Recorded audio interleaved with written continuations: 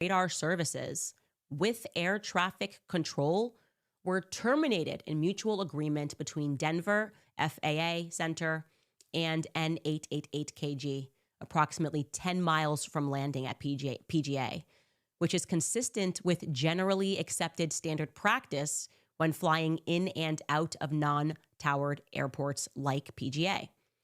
N888KG pilots followed all FAA requirements and protocols, tower directions, and the predetermined flight plan. This round trip was made at my request and solely for my purposes. Any suggestion that the flights by N888KG yesterday are in any way connected to the tragic shooting of Mr. Kirk is inaccurate, false, and without any credible basis of any kind. To our knowledge, no one associated with yesterday's flight by N888KG has been contacted by law enforcement for any reason.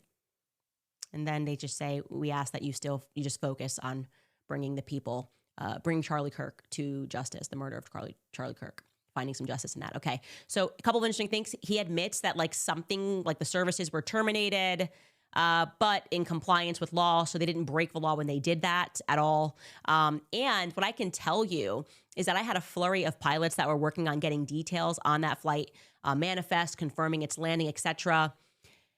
And things got a little bit weird.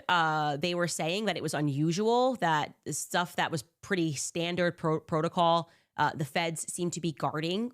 Very strange. Now, I'm not saying this to implicate Derek Maxfield or Shalane Maxfield at all. In fact, that's why I wanted to read their statement in their entirety. But I am telling you that the feds were guarding this just like they were guarding the Dairy Queen. It was weird. Even airport personnel had been instructed to lie, actually.